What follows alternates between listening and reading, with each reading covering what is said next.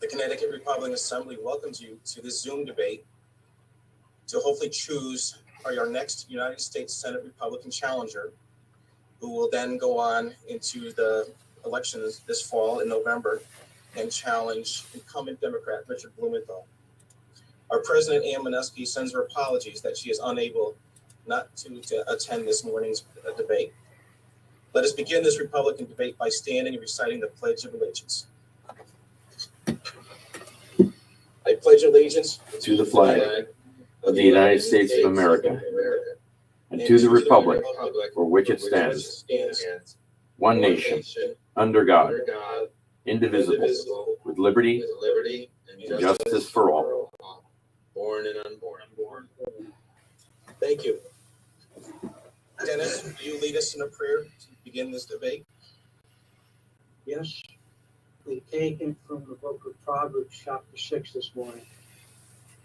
Father God, many of those engaged in the fight to end abortion decry the actions of the U.S. Congress, which for 46 years has refused to support any bill which would recognize personhood and due process by applying to babies in the womb. Help us to press on until all genocide of preborn is ended and personhood status applies to all from the moment of conception. In Jesus' name, guide us, Father, in what we are attempting to do to help save our nation and our state. In Jesus' name, amen. Amen. Thank you. This morning, the Connecticut Republican Assembly looks forward to challenging Leora Levy, Demis Claridis, John Flynn, Peter Lamage, and Robert Hyde in a rapid-fire debate consisting of 5 rounds, 1 question per round, and 3-minute nominee responses with no rebuttals. All candidates were provided the questions last night. Leora and Themis are unable to attend the Zoom debate due to prior campaign commitments. They have supplied answers to all 5 questions and will be represented by Connecticut Republican Assembly Executive Board members Jerry and Matt. Peter Lamage will join the debate in progress at 10:30. We are waiting for Robert Hyde to join in and be contacted. Yeah, actually, He's here. Oh, Robert, good. Good to see you. With that, I will turn the debate over to our MC, Mark. Thank you, Jerry. I am Mark Minnick. I'm the first vice president of the CTRA. My pronouns are he, him, and that's as far as I'll go with that. Before I begin, I would like to pose a hypothetical question. Who would you be more eager to confront? A criminal who breaks into your house and threatens your loyal and loving spouse, or the disloyal spouse you found out was cheating on you? While the first situation spurs you to act on your God-given instinct to protect those you love, the other rips your still beating heart from your chest and demoralizes you. Sadly, many Republican voters no longer show up on election day because they feel demoralized and that their vote is wasted. If you ask them why, they'll tell you. Their loyalty to our party has shown little to nothing to show for it because we keep nominating gutless rhinos who have done nothing to slow down our march to statism.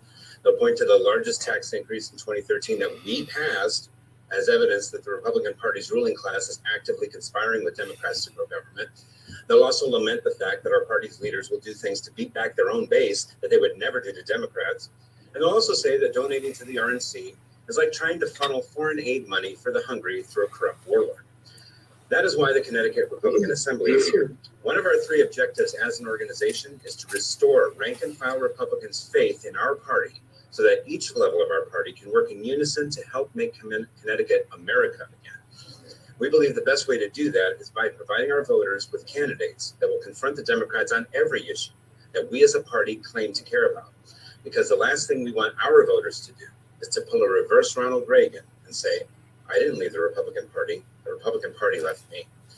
So to find the best candidates to defend our principles, we organized this debate for our U.S. Senate candidates because given how much freedom and morality we've already lost, we need the best candidate possible who can take advantage of the highest anti-Democrat sentiment we've seen since the Carter years to retire Denang Dick Blumenthal and refuel the flame of liberty that is barely flickering right now. Joining us live today are John Flynn and Robert Hyde, and Peter Lamage will be joining us shortly. Unfortunately, Nick Connors can't attend. Themis Claridis and Leora Levy could not be with us today due to previous commitments. Did you, Jerry and Matt, did we get introductory statements from them or not? No. No, okay. So then we'll begin with the people that we have here, and we're going to go in alphabetical order. So John Flynn, please give us your 3-minute introduction. I'm Johnny Flynn. I live in Norwalk. I am a pro-gun, pro-life, pro-family advocate. I am active in many ways, in many court cases currently. We had a ruling yesterday that is tremendous for Alfred Esposito, in a Norwalk resident who was in a chokehold, had his neck broken after the Garner incident. It's tremendous because there's information about him that people don't know that it should be on everyone's mind. We're working on about 20 lawsuits. We're going after 17 judges right now for really good reasons. I am the first whistleblower against Bernie Madoff from 2000. I've been in the largest pro se litigator in the state, I am told. We've got all types of things.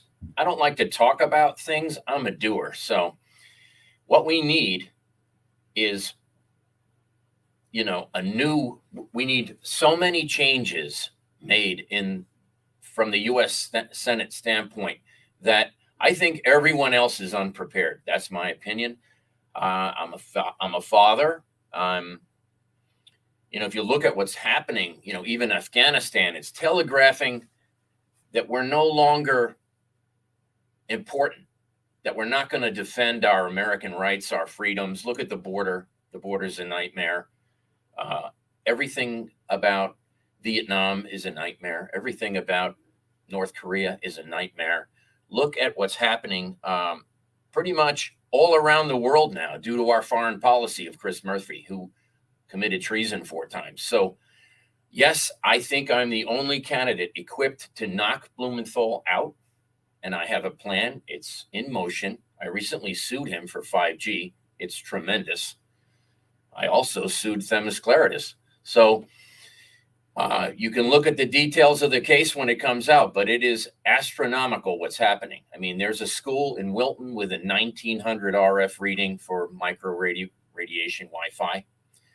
The Trumbull Mall is at 1866, which Chernobyl was 250. So if you don't know enough about Wi-Fi, we have to educate America about what that problem is.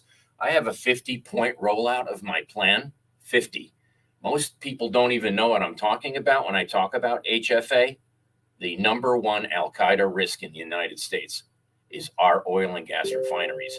And they are self-insured by Connecticut corporations in Stamford. Tesoro, Tosco are in Stanford, the O'Malley Group's in Greenwich. There's so many issues. I have 950 videos describing them on different media outlets. So I thank you very much. And thank you, Robert. Excellent that you showed. Thank you, John. And we will go on now next to Robert for his introductory remarks. Robert, you have 3 minutes.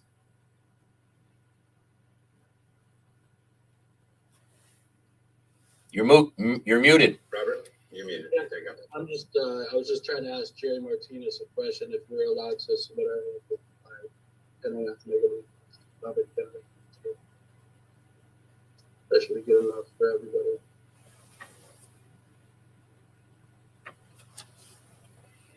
Robert, do you want to give us your introductory remarks?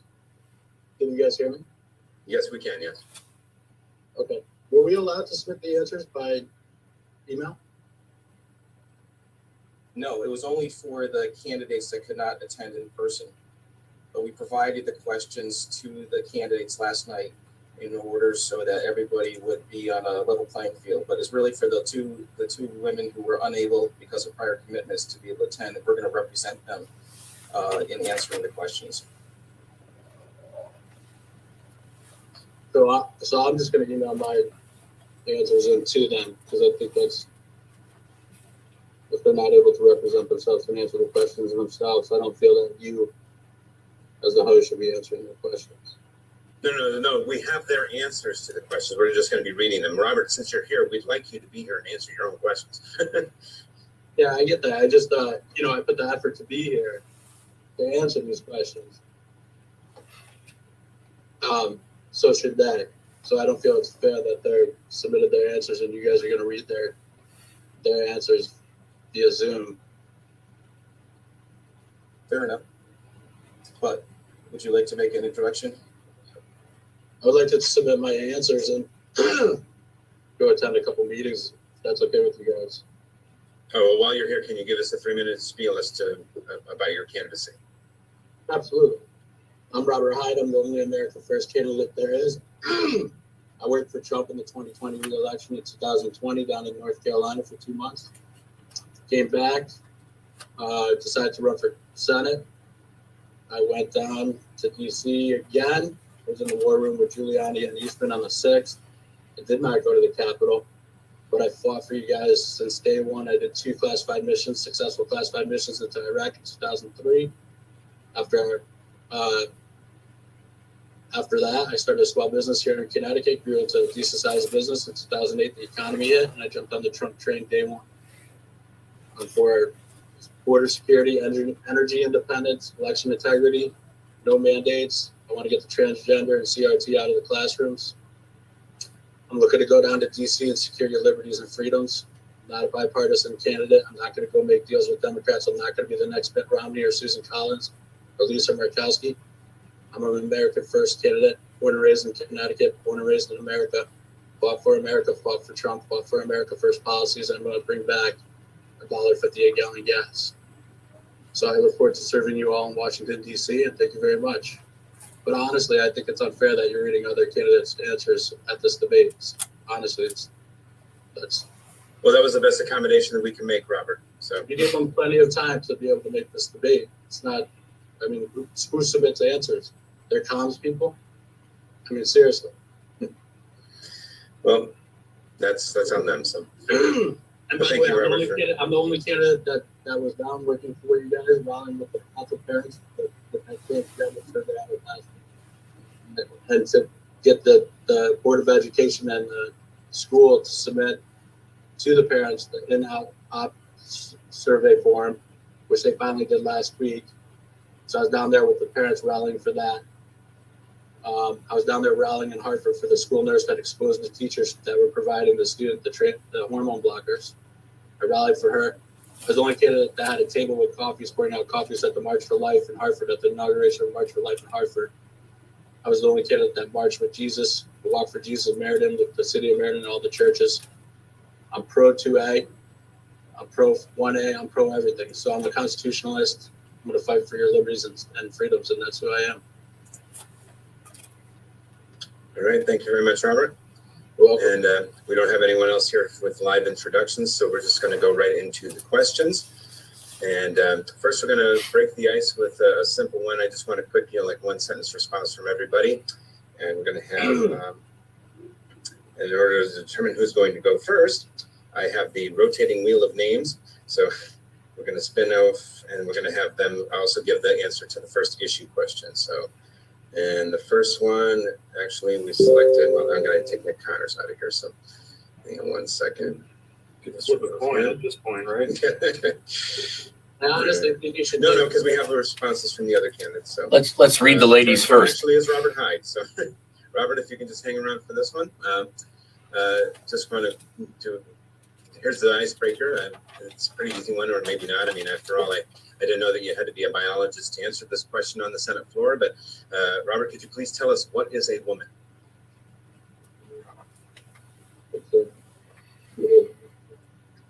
Robert? Can you hear me? Yeah, and now I can hear you, yes. So there's somebody of the opposite sex of me. John, what is a woman to you? The X chromosome, not the Y. Yeah. Well, I opened with that little silly question because it leads to a very serious topic, and that is the United States Supreme Court. I'm sure most people here are aware that the decision to confirm a president's selection of a justice for that court is one of the most important tasks a U.S. senator has.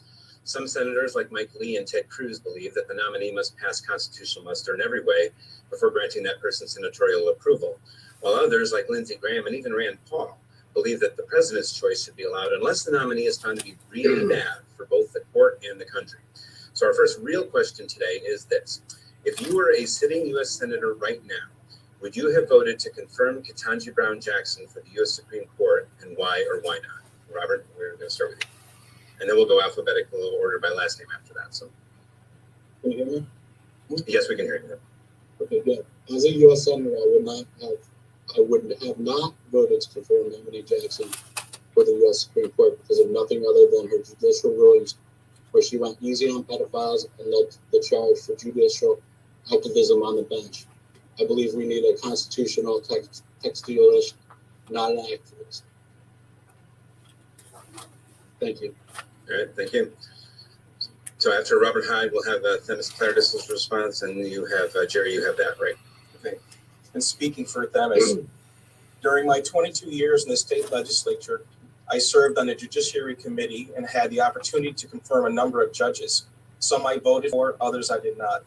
As in the state legislature, U.S. senators have access to information and data many of us do not.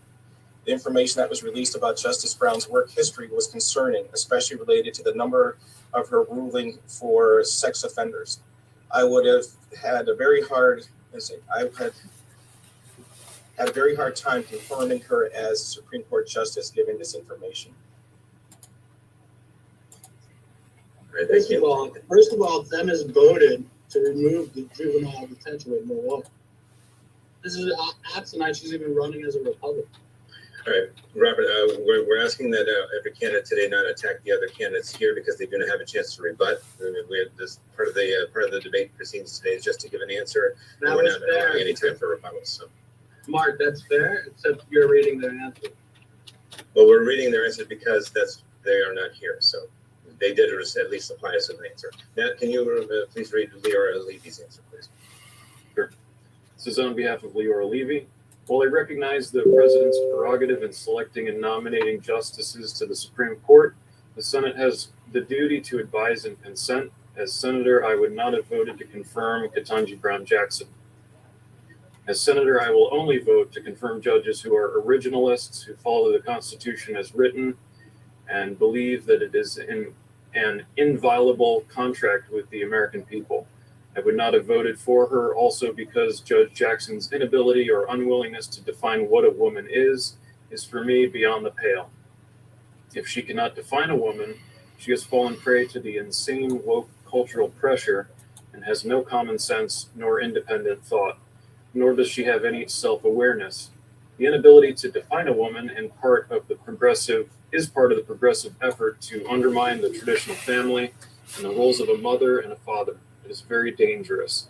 She is unqualified to rule on many cultural issues that affect our country.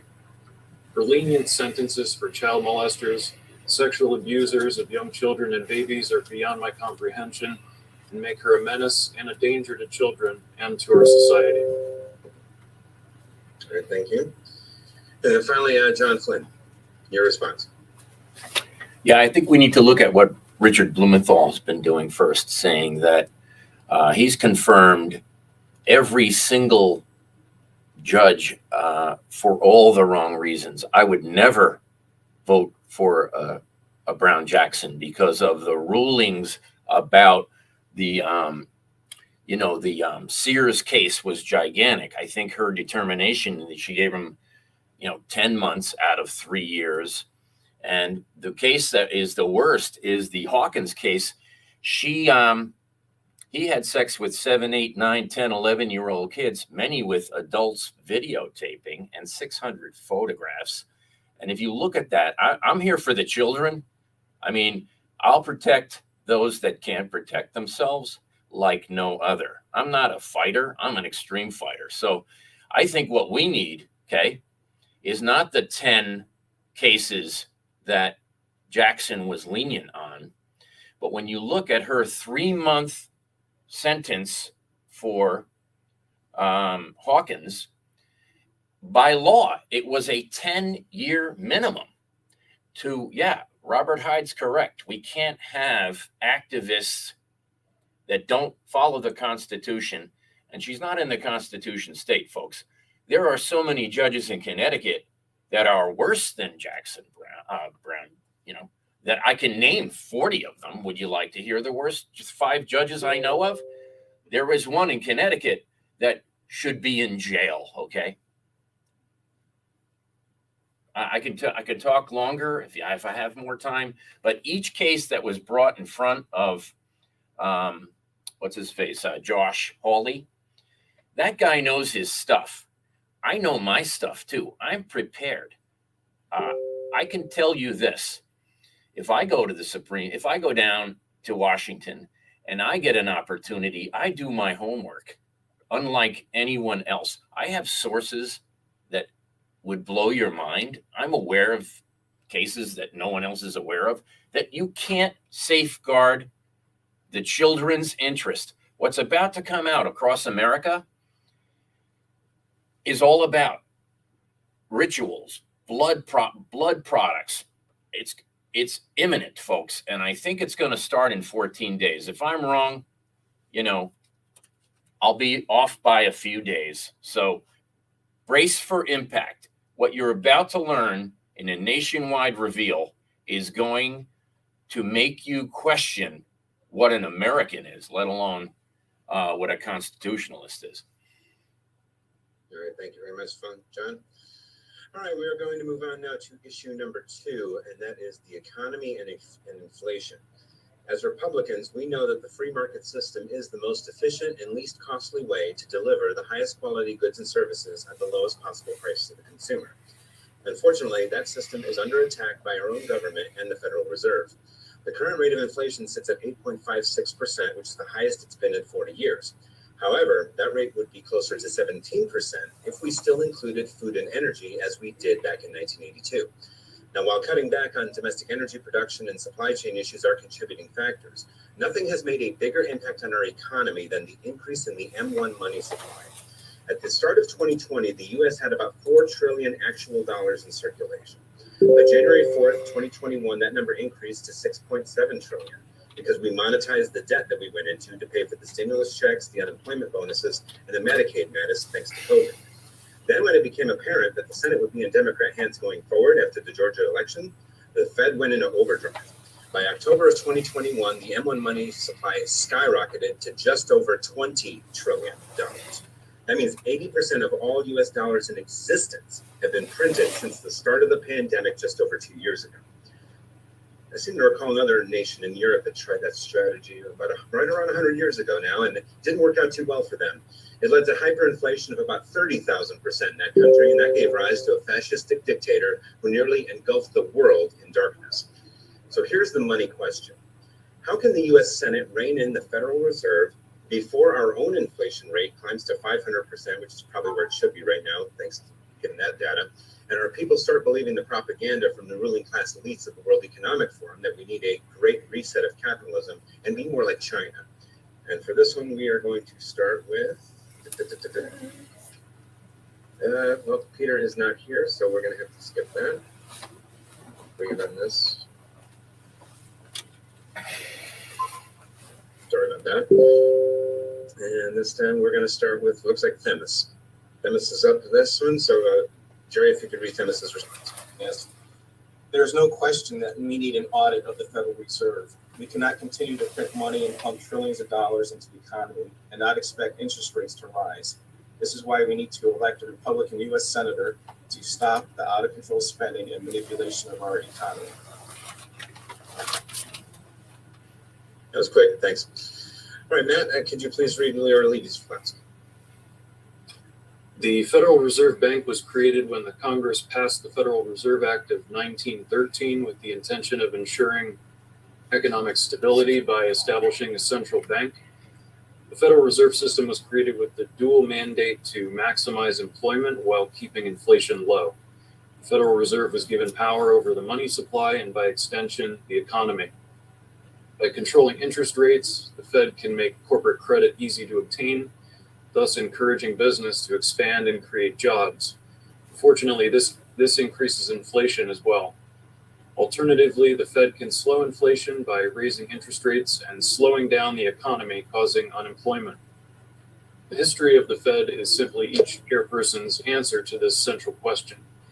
The Senate has the ability to confirm or reject the president's nominee for chairman of the Federal Reserve, and Jerome Powell's renomination must be considered carefully, not just rubber stamped as the current Senator Dick Blumenthal would do.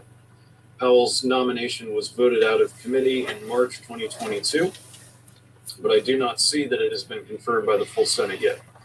With the way the Fed has expanded the money supply by printing money, also with the quantitative easing of at least 4 rounds between 2008 and 2020, keeping interest rates artificially low, the overexpansion of the money supply and concurrent devaluation of our currency, combined with the supply chain issues that began with the COVID pandemic and have been worsened by Biden's mistaken fiscal policies, achieved with the disastrous trillions of dollars of spending by the Congress's passage of the $1.9 trillion American Relief Act for COVID and the $900+ billion of infrastructure spending, have created the current ever-increasing inflation that is harming hardworking American families. Congress can amend the Federal Reserve Act and has done so many times. That is an issue that I'm willing to take on as senator in 2023. All right, thank you, Matt. And I see that we have Peter Lamage joining us. Peter, you're going to answer next because you are by last name next in alphabetical order. I'm just going to reread the questions because I know you came in the middle of that answer. How can the U.S. Senate rein in the Federal Reserve before our own inflation rate climbs to 500% and our people start believing the propaganda from the ruling class elites of the World Economic Forum that we need a great reset of capitalism and be more like China? And you have 3 minutes. Okay, well, the Federal Reserve, actually, we have to rein it in, and the United States Senate and United States House of Representatives are the only ones who can do that. What we see nowadays is that the currency depreciation, the purchasing power of our dollar, it's completely being devaluated, and by doing that, the federal government is the only one that is making money out of the higher prices. So what we can do, I think the U.S. senators are going to have to vote on the next chair of the Federal Reserve and to make sure that they understand the dangers of inflation by artificially creating that to prevent you and I from creating wealth and equity. The entire purpose of inflation in this case is that citizens like you and I are prevented from creating wealth and equity, which is a God-given right, and the government is making money. So the way we do it is strictly making sure that the Federal Reserve goes back to the original intent of doing what they were supposed to do. And they have moved out of it. We're expanding the power of these agencies, and the United States Senate and the United States House of Reps are the only ones who can do that. And you do that by making sure that the board members are properly confined within those definitions, that the chairman of the Federal Reserve or chairwoman of the Federal Reserve is confined within those definitions. And you do that by strictly overseeing the Federal Reserve. The only institution that can oversee the Federal Reserve is the United States Senate and the United States House. And we better come to our senses and do that before we become another Greece, if you will, by promoting this currency depreciation and the purchasing power. I mean, years ago, Milton Friedman told us that inflation is monetary. And it's true, because until the end of the Cold War, that would have applied. But now it's not only monetary, it has to do with both monetary policies and fiscal policies that are implemented. And both of them have to be redefined, if you will, as to what we're doing with our currency. And that is the first thing that I would do as a United States Senator. Bring it to the floor and let's have a debate about this and see how is it harming our ability to create wealth and equity. I know I will bring it to the floor of the United States Senate the first thing when I get sworn in. All right, thank you very much, Peter. John Flynn, you were next up on the queue. Great. I think I was the only candidate to visit the border. I think I was the only candidate to go to CPAC. I think I'm the only candidate that has an MBA in finance and was a finance guy. And I have a track record that is unbeatable as far as a money manager. But when you look at what's really operating and controlling the federal government, we're at 30.4 trillion very quickly. 1 month ago, we were at 29.5 trillion. And that's not the real number, folks. The real number does not include 97 trillion borrowed from Social Security, which will never be repaid. So we're looking at such a fragile system. The problem here is the derivative market. There's 216 trillion of derivatives, which is a dam about to break, folks. There's not after 8 years of easing, lowering interest rates, we're at the point where this uptick they're planning 5 tightenings. The tightenings will destroy the housing market overnight. So this is not something to be talked about without doing your homework on. And I am telling you right now, none of those finance professionals like Maxine Waters on the finance committee know a single thing about how all these mechanisms are created, and the supply chain issues are just part of the inflation. Raising the minimum wage just made everyone raise costs. So if an employee got a bonus of a few dollars more an hour, I spent $65 at the supermarket yesterday. I got 10 items. Okay. The most expensive thing was scallops. They were delicious, but let me tell you, scallops is a luxury. Lobster is $18.99 a pound, folks. $18.99 a pound. Originally, it was for prisoners. It was so prevalent. Now you can't afford it, folks. If you go to a restaurant, it's $60-something for a lobster. So what we're looking at is not 8 or 10 or 12% inflation. We are looking at playing catch up. The only way to fix this problem that we're in is through financiurance, which is a term that really nobody knows about, except that it started with the American Indian. It's going to end with the U.S. Senate. But with a 50-50 split and Kamala Harris as the deciding vote, she knows absolutely nothing about finance. She is a cackling hyena. I mean, the Biden administration is ouch, So I'm afraid I'm the only candidate that can understand what's going on, and I'm on it like a stink, but I can't do anything if we just win one seat. We're going to need a red wave, which I don't think is going to happen in Connecticut due to our openings that we have no candidate running. I appreciate it. Okay, sorry. Thanks. Right. Robert Hyde, the question now goes to you about the economy and the inflation. And you have 3 minutes. Thank you. So, the U.S. Senate confirms and can impeach those put before us, which include those on the federal level.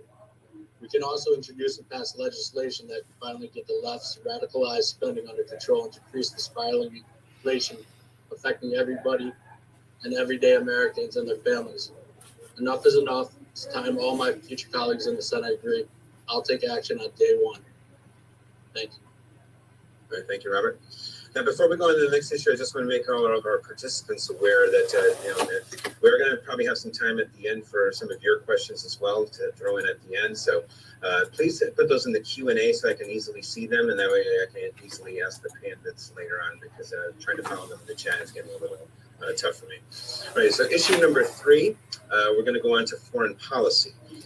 Because speaking of China, foreign policy is a major focus of the U.S. Senate, because that is the body that ratifies treaties signed by the president. We all know that the Chinese Communist government is chomping at the bit to reunite the independent nation of Taiwan with the motherland. They are watching what is happening between Russia and Ukraine with great interest, but they are watching our response to that situation with even greater interest. I think we can all agree that Putin is no angel. And while our hearts break for the Ukrainian people, and also the people in Shanghai right now, I have to tell you, that country's government is one of the most corrupt on the planet. I'm referring to Ukraine.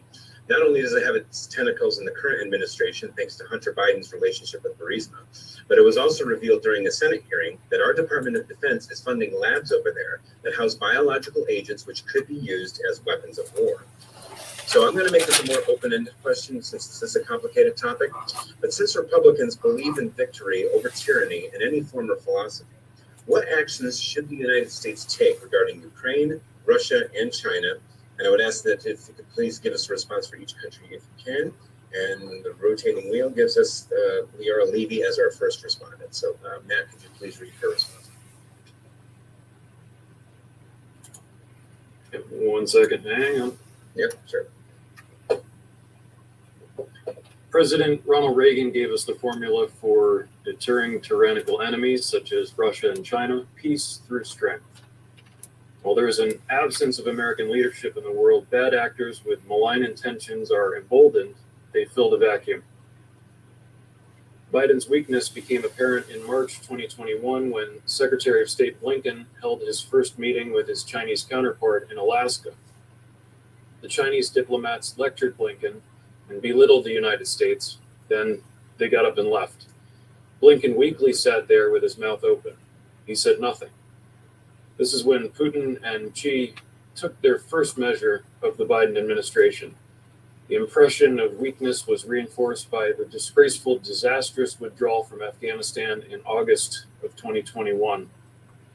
No American alive today will ever forget the unenforced, unforgivable humiliation and strategic disaster in Afghanistan perpetrated by the Biden administration, nor the bombing that killed 13 brave American servicemen and women. The Biden administration had released that terror bomber from Bagram prison only a month earlier.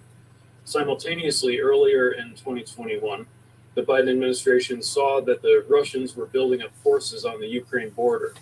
They immediately stopped delivery of weapons and supplies to Ukraine ordered by the Trump administration in an effort to not provoke Putin, and approved the Nord Stream 2 pipeline from Russia to Germany, bypassing Ukraine, enriching Putin, and financing this war while financially harming Ukraine. How foolish. The Biden administration failed every foreign policy test in its first year in office. Biden is timid to begin with, and then reacts with too little, too late. Ukraine has requested the planes, weapons, and armaments with which to defend itself, including its skies, in order to prevent the barbaric and criminal bombings of hospitals, theaters, apartment buildings, and other innocent civilian targets. Frankly, this American president is not the leader of the free world. It is Ukrainian President Vladimir Zelensky who has led and is rallying the world to defend freedom and democracy. Appeasing malign dictators like Putin never ends well. The Ukrainians should receive the means necessary to defend and secure their country, but not American troops. Putin, his advisors, military leaders, and individual soldiers who committed atrocities in Ukraine are war criminals and should be tried in the international court. Regarding China, Xi has been watching carefully and considering his opportunities to recapture Taiwan. This is another case where the Taiwanese need the means with which to defend themselves. I would recognize Taiwan and sell them the weapons they need. I would increase our presence in the South China Seas and conduct more naval exercises with all of our allies in the area.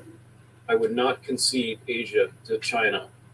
I would also be creating incentives to bring American manufacturing back to the U.S. now, especially our medicines and other critical goods, to break our dependence on China. Peace through strength. Deterrence, not deference. Great, thank you, man. All right, Peter Lamage, you're next up on the queue. Yes, thanks. I think that we should go to what Reagan said, that I would rather be feared than respected. The United States right now is neither feared nor respected by the world. It has the fact that we have a very weak leadership in the United States. What happened in 2014 when we had the Obama administration, Russia was able to take over Crimea. At that time, they didn't fear us. For the next 4 years, when we had the Trump administration, Russia didn't take any steps towards Ukraine. The moment we got Biden elected, he pretty much decided to invade Ukraine. What's up, brother? Now, should he support Ukraine is the question. Whether they are corrupt or not is a different story. But for the sake of saving the population of Ukraine and the democracy, hopefully, that can be established there, we should train them properly. They sent the questions in advance, yeah. So they may not have written those answers themselves because they're totally unprepared. That's what I heard. Sorry, go ahead. So I got interrupted. No, that's okay. I muted him, don't worry. John, I took care of it. Go ahead, Peter. Okay. I tried. When you get a chance to arm Ukraine to fight for itself, they have proven to the world that they want to defend their country. They are willing to die for their country, and we should support them. Now, as far as sending in troops to do that, Article 5 of the of NATO prevents us from doing such a thing, and we shouldn't do it. We shouldn't have boots on the ground. Let Yeah. Ukraine fight on their What's up? own, but we should provide the training. As far as China goes, we have allowed China for way too long to empower itself through our own investments in China. We should limit our investments in China. We have no reasons to depend on China producing everything for us. We saw that through the virus or the pandemic that we faced. That we were It makes them look bad. Don't worry. dependent on China. We have no reasons not to produce for ourselves America made instead of China made from now on in, because we learned the lesson. If we didn't learn it by now, that means that we don't have the proper knowledge of understanding history. When it comes to Russia, even with Russia, the whole Western countries, they became, or the entire, Western globe, actually, or part of it, became dependent on Russian gas and Russian certain productions. Now, Germany learned that lesson very quickly. Western Europe is learning that lesson very quickly. And the United States is going to have to learn that lesson, that we may be able to deal with the Russian people if they are willing to change their socialistic policies and socialistic approaches to the world. So therefore, the United States is going to have to find the character, the fortitude, and the backbone to take the lead in the world again and become again a respected superpower. Thank you, Peter. All right. Next, we're going to go on to John. John, you're up next. Well, I think. You have 3 minutes. Oh, can you hear me? Yes, you are. Yes, we can hear you. Ukraine is ground zero for all corruption. It's not just what you're hearing in the news. So to fix what's going on, we have to have a media fix. We have to have all types of things change. The fact of the matter is, if you look at Blumenthal's policy of paying terrorists as protection money, that's what's going on in certain respects all over the globe. We are playing a lose-lose. We have a lose-lose strategy with Chris Murphy in there. So not only should we get together and get him out, he's probably more important than Blumenthal at the moment, the way things are escalating. So if you look at any particular thing going on around the world, yes, they're focusing on our weakness. They're making moves on a chessboard. I challenge anyone to a chess match. I haven't lost in 20 years.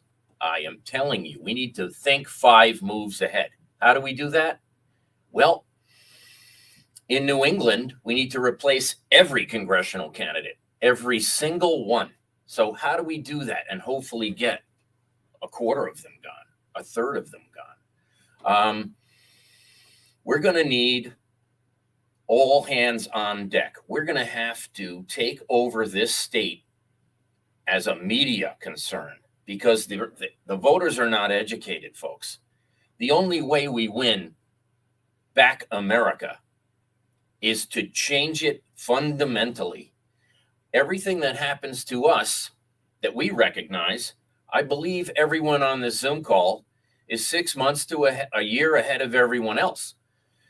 Unfortunately, what we have is an unfixable problem as I see it, because, how do you fix the Houthis? How do you fix the Uyghurs? How do you fix, we haven't heard Blumenthal or Murphy or anyone for that matter talk about organ harvesting, okay, which is driving a huge market.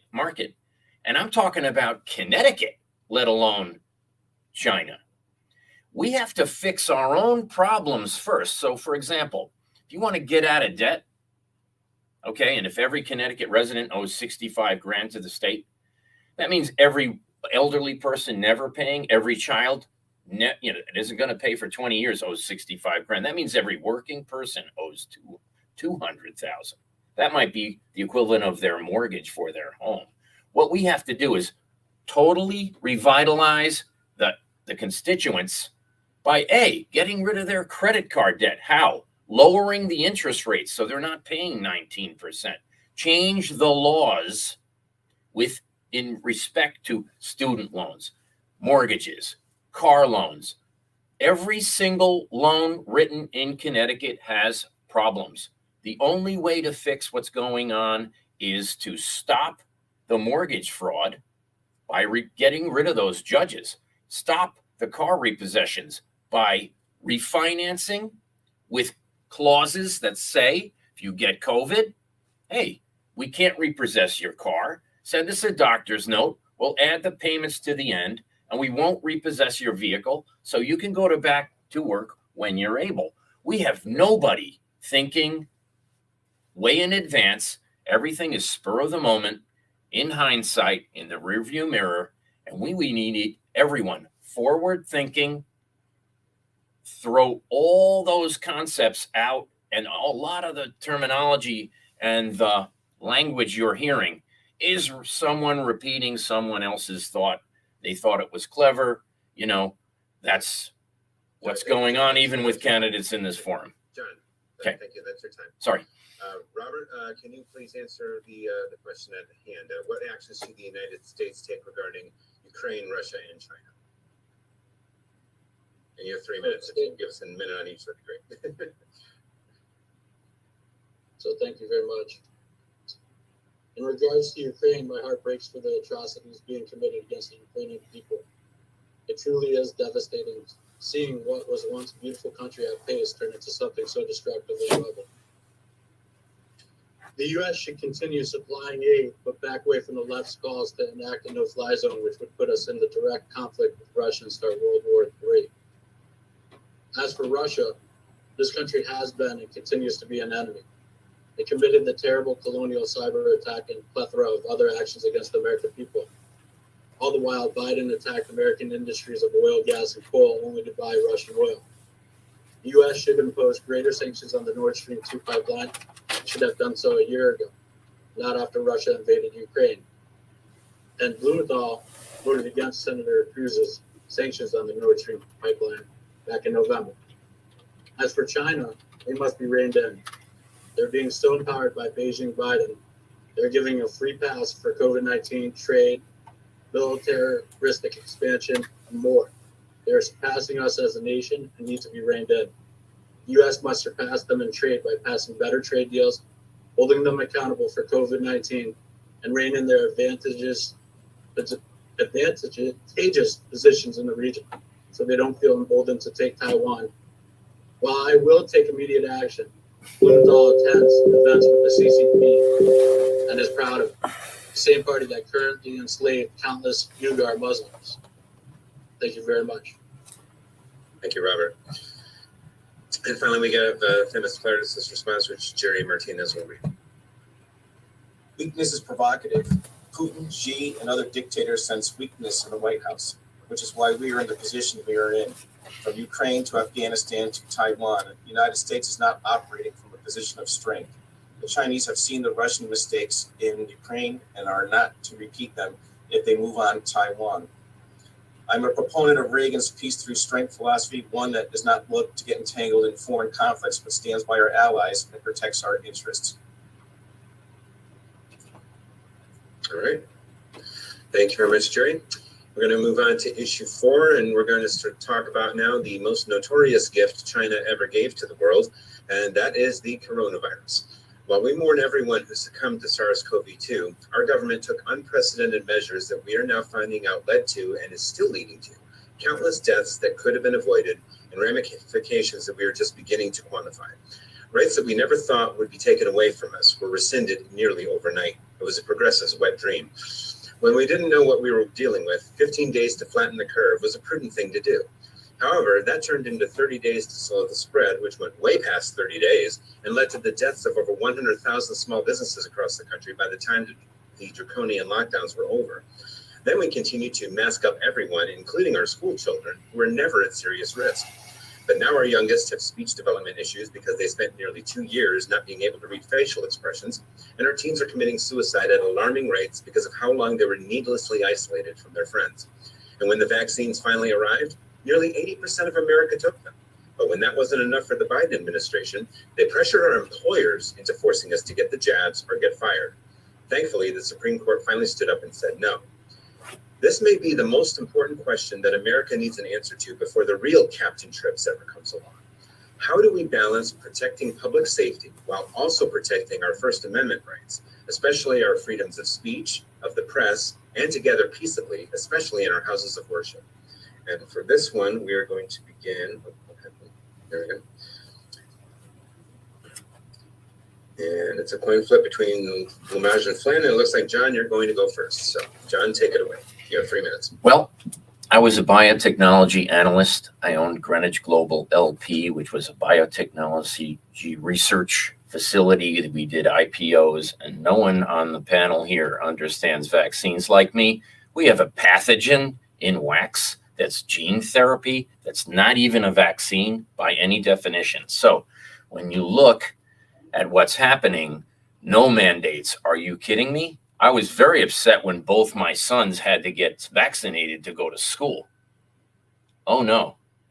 Now you look at the myocarditis, you look at the blood clot problem. There are over 100 symptoms of a forced mandated vaccine, which is unconscionable. Okay. So if you look at what we've had to deal with from a public safety standpoint, we have a Matt Ritter, we have his mother, a Supreme Court judge, his father, the lobbyist for vaccines in Connecticut. We have a paid-for-play vaccine lobby group enriching our senators to force this crap upon us. And I believe it's a biological weapon, okay? I can guarantee you that. So if you give a vaccine to someone with HIV proteins in it, what will it do? Wow. Does it have graphene oxide in it? Well, yes, it does. What does that do? Is it gearing up for Armageddon? It sure looks that way to me. And I got kicked off YouTube for talking about it. I had 700 videos there. Okay, so now we're up to 950. They're all new. There are problems here, folks. And the only person who understands them, I think, is yours truly. So, yeah, I'd like to have more questions about it. Feel free. We should have many more discussions because the censorship issue with the vaccine ties your hands. We are handcuffed. We are in trouble. And the Ritter family, I think there are crimes against humanity here. Yep. What are we going to do about it? We should decide now. Thank you. Okay, thank you, John. Robert Hyde, we go on to you. How should we balance public safety while protecting our rights?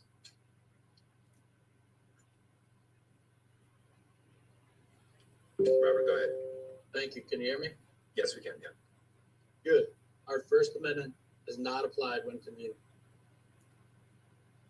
It is not to be infringed. Aside from shouting fire and other deemed hate violent speech from the Supreme Court, our speech must be protected. Why was the New York Post article about Hunter Biden's laptop censored and called fake, only a year later to be validated? Why was that allowed?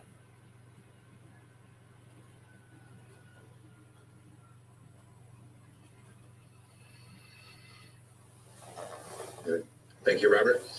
All right, and we'll go on to Themis Claridis' response. Jerry, would you read that, please? You have to protect our rights to free speech and freedom of assembly. Shutting down places of worship during COVID only served to hurt our citizens more. The move by those on the left to censor any speech that does not follow their beliefs is troubling. And as we see with Elon Musk's move to take over Twitter, the free market is addressing the issue. Americans will not stand to have their views censored or shadow banned. Thank you. Sure. Thank you. Matt, could you please read Lyra Levy's response? You want to go to Peter first? No, Levy is next in alphabetical order. So. All right. Our Second Amendment right to own guns protects all of our other rights, ensuring that we are free from government overreach and control in our own lives. Our freedom and liberty is enhanced by good policing, enforcing of our laws, and punishing criminals who riot, murder, destroy property, and otherwise break the law, infringe on the peace and the rights of others to live in peace. Truly, peaceful protest and free speech are protected in America. Any violence or threatening behavior by one group to another is a violation of the public peace.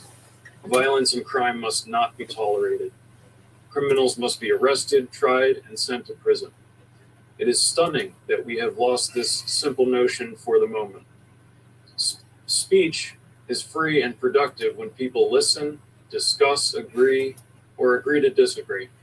People should remember that someone else saying something that might be uncomfortable for them to hear is not a crime. To address another silly progressive slogan, speech is not violence, violence is violence.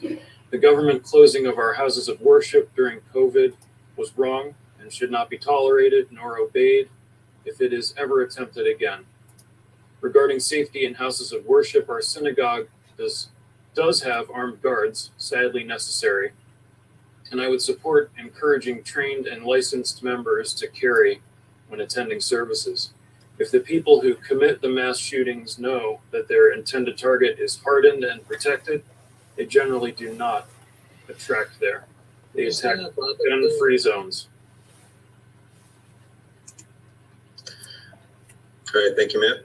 All right, Peter Lamage, could you please respond to the question? How do we balance public safety while also protecting our First Amendment rights?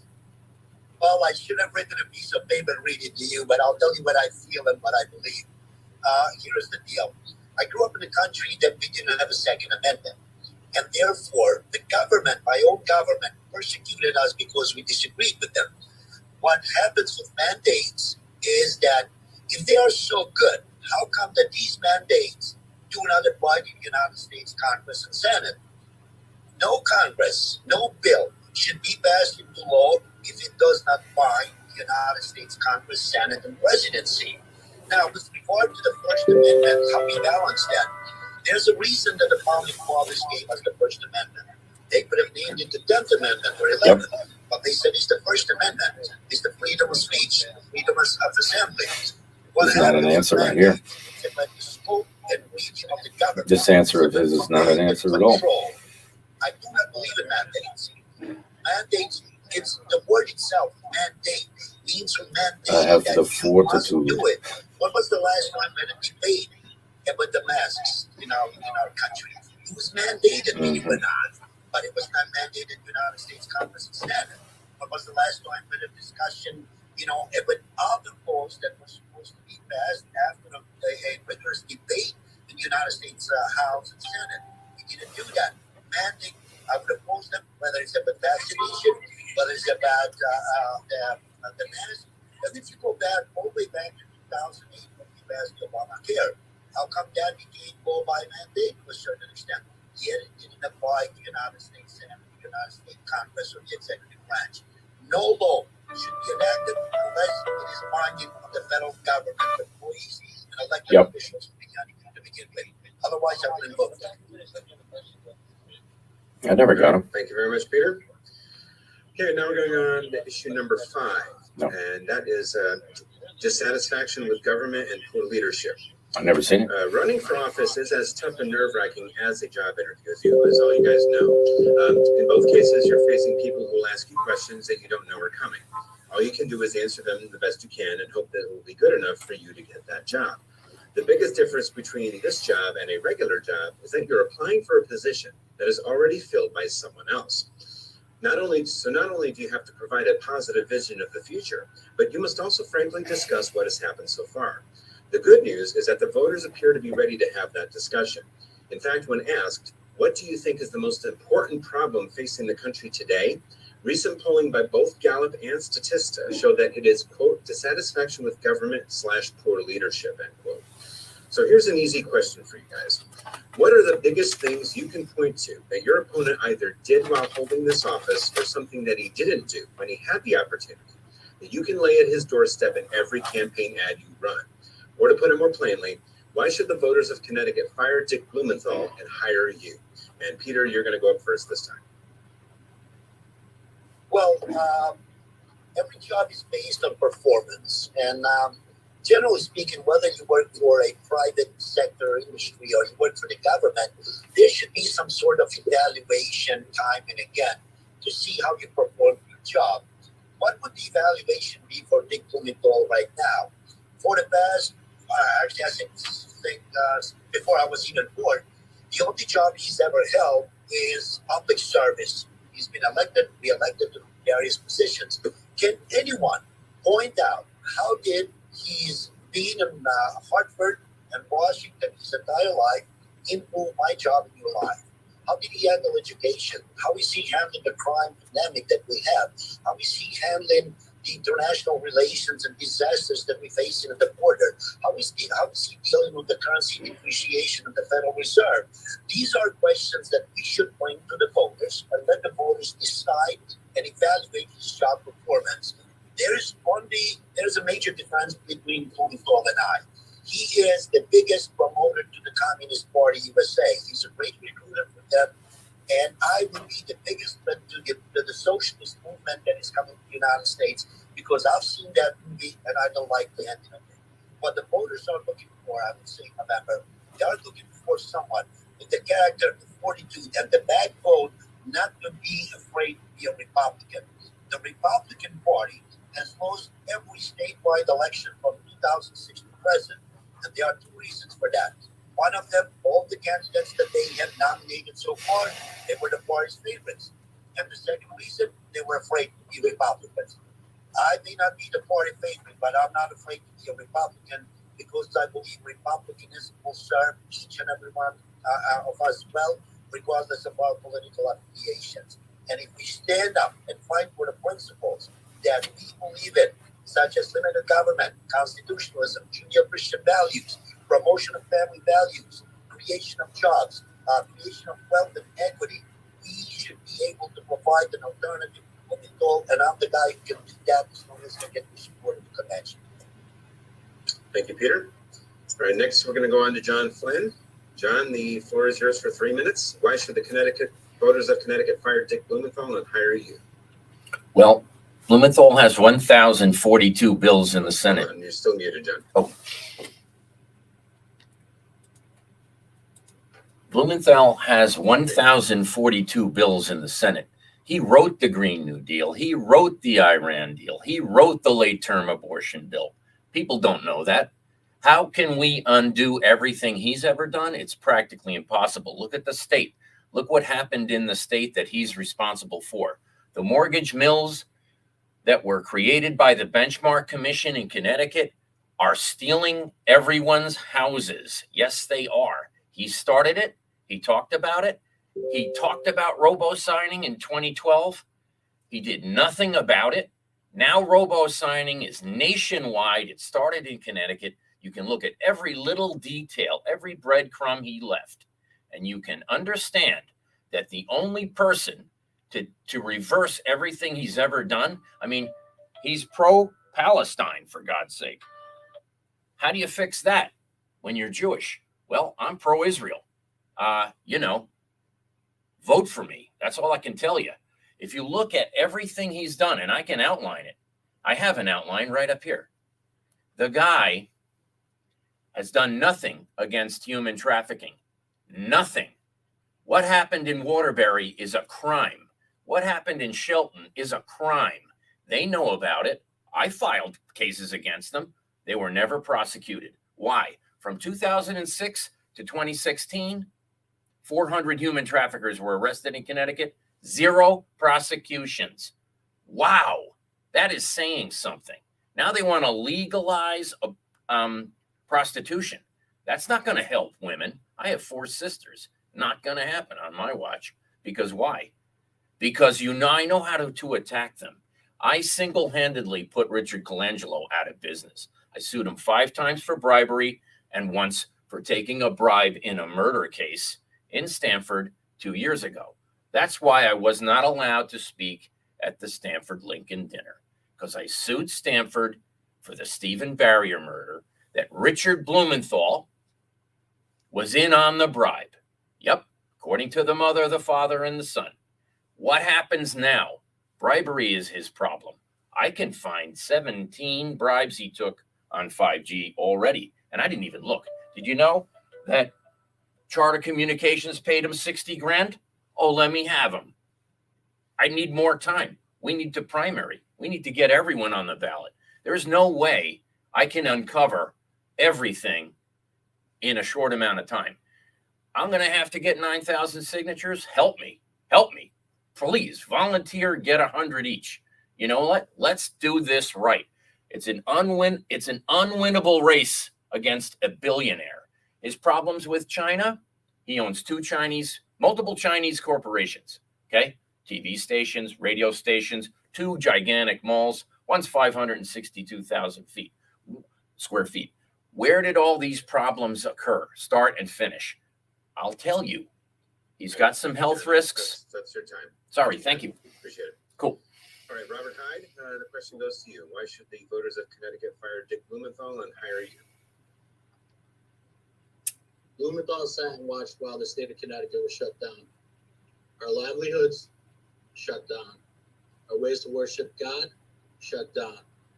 Our ability to pay to feed our families shut down. The voters of Connecticut must know that Dick Blumenthal failed us and that all of Connecticut jobs are essential. I won't shut you down. I won't infringe on your liberties, and you will have a voice in Washington, D.C. He also spearheaded the radical left's men and female sports in 2019 in regards to the 2 men in Glastonbury, Connecticut. I will fight to keep men out of women's sports. I am the only candidate that has fought on multiple levels for this country and for you. I did 2 successful classified missions into Iraq in 2003 with the Marines. I didn't dodge the draft like 5 times like Senator Blumenthal. I went and fought, and we won. And we did 2 successful classified missions into Iraq in 2003.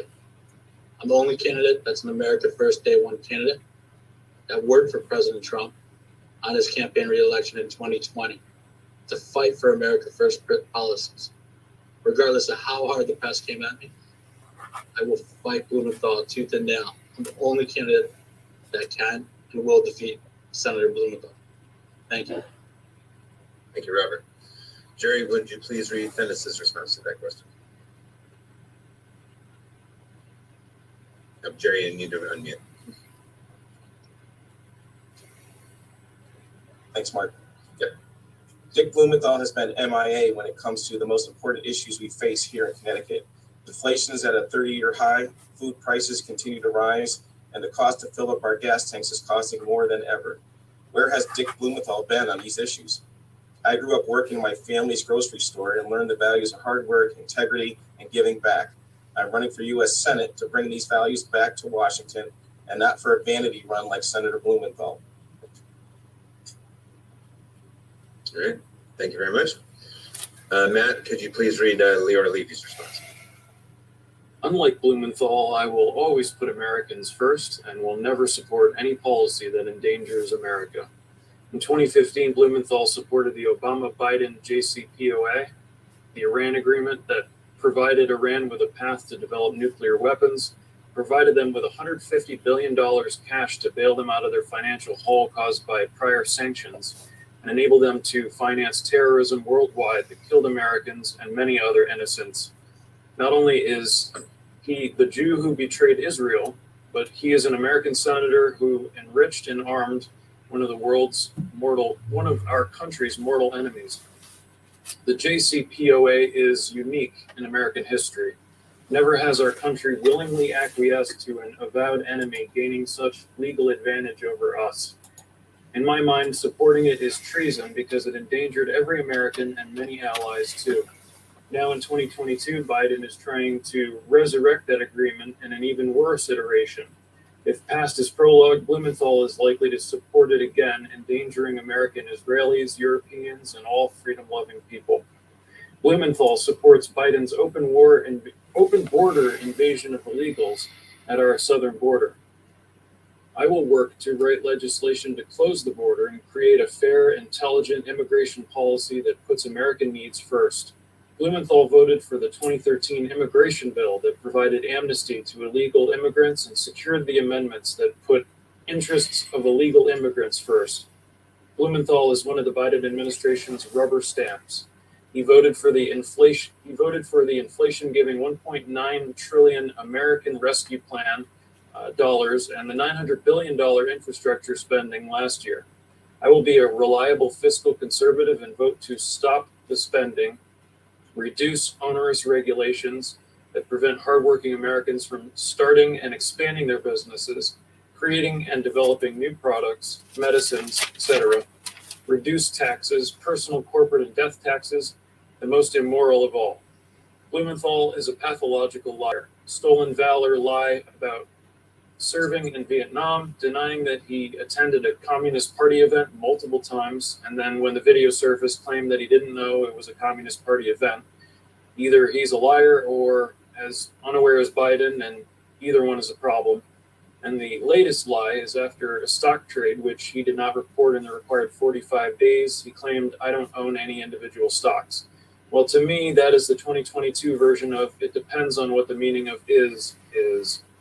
As AG, Blumenthal allowed insurance companies to avoid responsibility to insure and cover homeowners whose homes are affected by crumbling foundations in eastern Connecticut.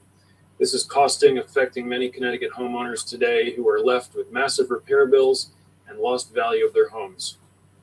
Blumenthal and his family are partners with the CCP in 2 luxury shopping centers in China. Blumenthal is one of 5 senators who accepted donations from the lobbyist for the Russian Nord Stream 2 pipeline. As Connecticut AG, Blumenthal co-wrote Connecticut's 1990 abortion law and was known as the senator from Planned Parenthood because he coordinated his campaign attacks with Planned Parenthood. I am pro-life. There is much more, but hope this is sufficient for today. All right. Thank you, Matt. And finally, Peter, could you answer the question, why should the Connecticut voters fight or take Blumenthal and hire you? That for me? Yes, that's for you, Peter. Okay. Why should we fire Blumenthal and hire you? Look, I think, the voters actually have taken kind of too long to fire him and hire someone else. As I said before, if there's a job performance evaluation, this is the moment for us to do it and put it out there to the voters. What I offer to the table is a proven record that someone who is not interested in being a career politician would be willing to fight for the voters of the state, for the principles that we stand for, and would deliver. I'm the only one who would support a term limit for any federal elected official.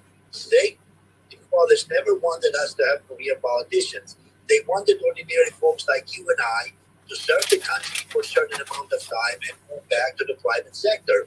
And I would be the first one to introduce such a bill or to fight for such a bill to make sure it becomes law.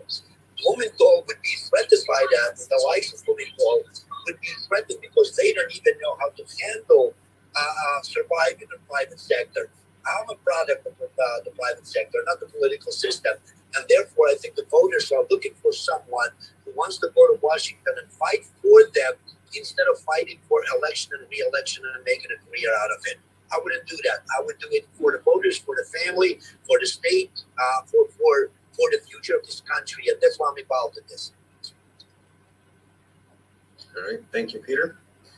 All right. So now we're going to get on to our bonus question. And for one of you guys, you're going to get an extra chance to respond first. We're going to close out with a more philosophical question here. Our country is more polarized today than it's ever been in our lifetimes. You could even argue that we're in a cold civil war right now. Some people think that the way to alleviate that pressure is to tolerate every idea, no matter how fully they fly in the face of reality. You'll hear these folks saying things like, no one needs 10 bullets to kill a deer, or widespread election fraud is just a myth, or all white people are racist. Other people believe that holding steadfast to objective truth is essential to holding on to our character as a country. These people might say things like, the Second Amendment is not about deer hunting, or everyone should prove who they are before they cast a ballot, or we should judge people not by the color of their skin, but by the content of their character. I remember somebody famous saying that once. And our final question is this. Should we as a party be more agreeable and work toward healing our wounds so that we can reunite our country? Or should we be more argumentative because we are finally in a zero-sum game where our ideas must win and their ideas must be defeated so we can save the country? And for this question, we're going to go first to... It looks like, Peter, it looks like you went out again. So, Peter, you go first. No problem. Thanks again. And now after this, I'm going to have to leave because I have another event that starts at 11:30. Look, but for the media, the academia, and the liberals in this country, and the politicians, unfortunately, we would not face these problems that we would have. Ordinary Americans, they don't wake up in the morning thinking how much I'm going to dislike someone or hate someone because of our political differences, political affiliations, or the pigmentation of our skin. Americans, generally speaking, are good people. We love each other, we get along, but for these groups that I just mentioned to you. So when we believe in certain principles, such as constitutionalism, the First Amendment, the Second Amendment, the founding documents of this country, the values that we have no reasons to negotiate them. The left has been hijacked right now by the socialistic leaning leadership that they have. That must be stopped, because this evil ideology has caused so much harm and mayhem and confusion and suffering in the world that we cannot embrace it. As Republicans, we have no reason to be afraid for what we believe in. We believe in the founding documents of this country. I think they have served us well so far. We believe in our values, which are Judeo-Christian. We have no reasons to run away from them. We believe in limited government. That's what we have. Government with enumerated power. How the scope and reach of government to go beyond constitutional limits. I'll tell you one thing.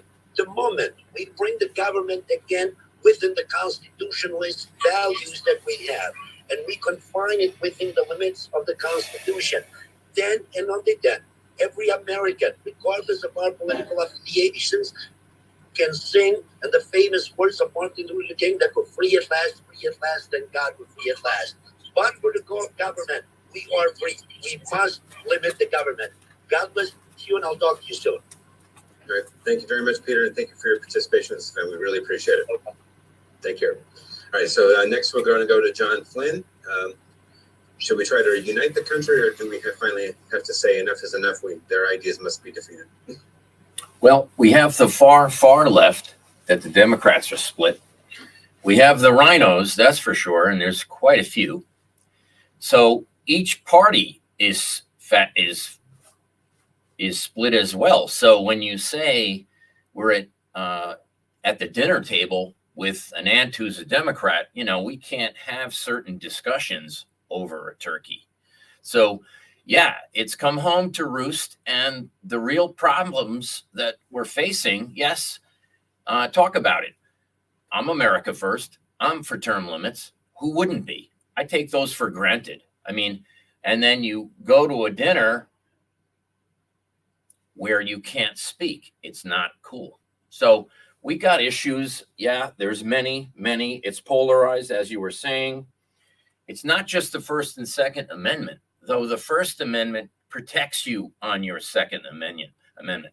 The state constitution, does anyone know what the 25th Amendment was in the Connecticut Constitution? It's gone. They canceled it in 2000, okay? That's very important for due process.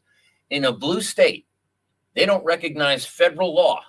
That's why they're taking people's homes, because of the 404 documents and the applications for mortgage transfers, you name it, promissory notes. All these things are legal issues in a federal law that the state does not recognize. So we have issues being from the Constitution state, which we're leading the parade down the transgender problems that we've had with parental rights. Doctors don't have a say anymore. Now there's going to be midwives performing abortions. These are issues that we should not allow. And yeah, we have to draw a line in the sand, and we have to stand firm, because as far as I see it, there is no due process in the Stanford Superior Court. There are cases after case after case. No one's talking about it. John Nickerson was fired, folks. He's the court reporter for the Stanford Advocate on the legal issues. Why did he get fired? Over a bribe. Did anybody publish the story? No. So you're talking about major fixes without a voice. Yeah, everyone has the First Amendment, but none of my op-eds have been printed. None. I announced my campaign 3.5 years ago. They wanted me to redact 95% of the announcement. What are you, Mr. Flynn? Well, I'm not allowed to say. So there you go. I mean, it's much more complicated. to discuss in 3 minutes, but I'm happy and I'm very glad you guys invited me. God bless. Thank you, John. All right, so Robert, should we be more agreeable or should we be more argumentative? What say you? Kind of a bullshit question. So, honestly, I'm the only candidate. You're a grassroots organization, correct? CTRA? Yes, we are. And I'm the only candidate that so far as that I haven't put out there that's been endorsed by Roger Stone, Bikers for Trump 45. I'm your grassroots guy. To unite to answer your question, I already did. I hope you have a blessed and wonderful day. Thank you. Thank you, Roger. Robert, I mean, Matt, Jerry, could you please read Themis's response? I believe that if we offer a real alternative to voters, that Democrats will want to find ways to work with us, as they did when we passed a minority budget in Hartford. We put together a plan that implemented spending caps and reigning state government, a plan so reasonable and in many ways conservative that a number of Democrats voted for it. This is how you get things done. We didn't just criticize our opponents, we offered real solutions and it worked. We did that together in Hartford without sacrificing our principles, and we can do that again in Washington. All right, thank you, Jerry. And Matt, could you please read Leora's response? It is critical that we reunite our country.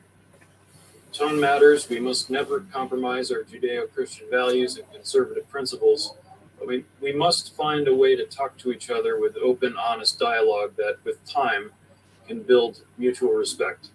This might be especially hard today with media and internet harping, but people of good will can make a difference. There are many independents and Democrats who are just as appalled by the progressive agenda as we are. We need to make and build contact with them. We must expand our coalition. The left is obsessed with identity. Neither the African American nor the Latino communities are driven by identity. They care about the same family values, good education for their children, opportunity to succeed and provide for their families, faith and freedom, and the same everyday issues that we care about. That is why I have worked so hard at the RNC to bring an RNC engagement center to Connecticut in order to build trust and support in the African American and Hispanic communities. Throughout my life, I have been successful in this arena because I care about people and recognize our commonality. I have a track record of breaking through the divisiveness and connecting with people where they are. All right, thank you very much. That will conclude the official portion of the debate today. We want to thank all of our candidates who showed up live, those who submitted responses. And since we only have one candidate left, what I think I'm going to end up doing is taking down all the questions that I have received. I'm going to run through the chat. I'm going to go through the Q&A. I'll try to jot those questions down. We'll try to email them out to the candidates, and then we'll try to get you their responses that way. That's just to be fair to everyone. So thank you very much. I hope that we've provided some value to you folks here. That's something that we as an organization are trying to do. We're trying to provide more value to you as a voter, so that way you can make the best determinations possible, so we can put the best candidates possible as we try to defeat the Democratic Party in the elections coming forward. So Jerry, I'll kick things back to you. Well, thank you, Mark. I'm glad to see that we had close to about 70 participants on this debate, and most of you held through the whole time, so that's good, stating that or showing that the questions that we had and the candidate responses were what you were looking for. And I hope this makes a good start in your deciding who you're going to choose at the upcoming May 6th, May 7th convention down at Foxford. So with that, thank you. And actually, Jerry, can I just mention one more quick thing? Speaking of a lot of things are mentioned, a lot of the candidates today mentioned the communist connections with our candidates. We do have another event coming up in May. It's going to be, we are bringing in journalist Trevor Loudon to Connecticut on May 21st, where he's actually going to give us all the nitty-gritty dirt on everything between these candidates and all of our and the Communist Party connections that they've made here in both Connecticut and nationwide. So that's going to be on the Saturday, May 21st. Registration for that is going to start around 10:30 in the morning. We're going to have a brunch at 11:30. and then Trevor's going to speak to us from 12:30 to 2. So we look forward to, invitations should be going out any day now for that event, so keep your eyes open for that.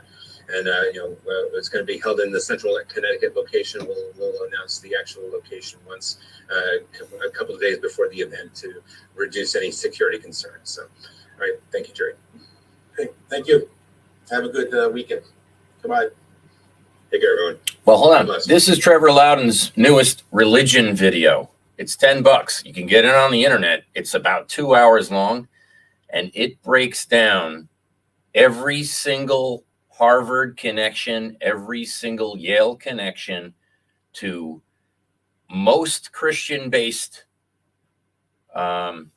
groups, and you'd be surprised what's actually running the country. Indeed. Thank you, everyone. Thank you, Jerry. Thank you, folks. Appreciate.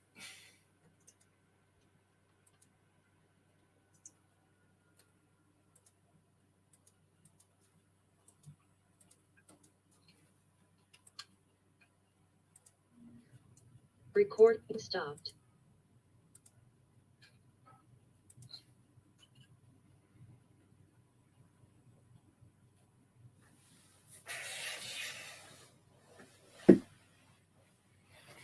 It's $10.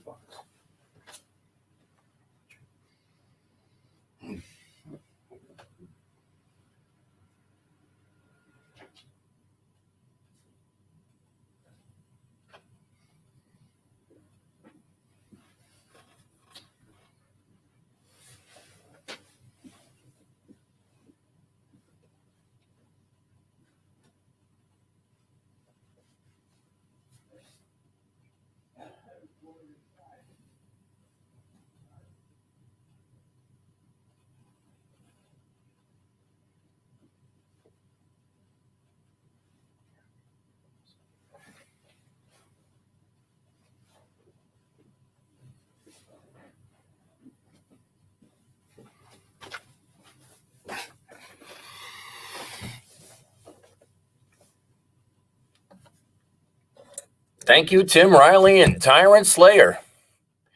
We had a handful of people the entire trip, and we really need to get the word out about how to fix Connecticut. And I hope you can contact me with any questions on your own directly. And my website is Flynn2022, USSenate.com. Small donations are necessary. I'm self-funded pretty much, but we have a lot of expenses, folks, and we can't, with kids in college, afford all this. So I'm taking an extraordinary amount of time off to make this all happen. And I do thank everyone who's in the chat. It's extremely important. I don't know any of you, I think, but I will get to know you, and I thank you again. Have a great day. And thanks to Tim Riley, because we're going to help him with his daughter, and it's necessary. And we have the technology, folks. We have all the tools, all the people helping us. And I thank, most importantly, Sam Migliari. I thank, most importantly, Andrew Pritchard, Angela Harrison,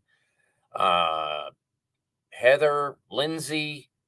There's many, Elizabeth Greenwood, Frank Recchia. We have a pretty big team.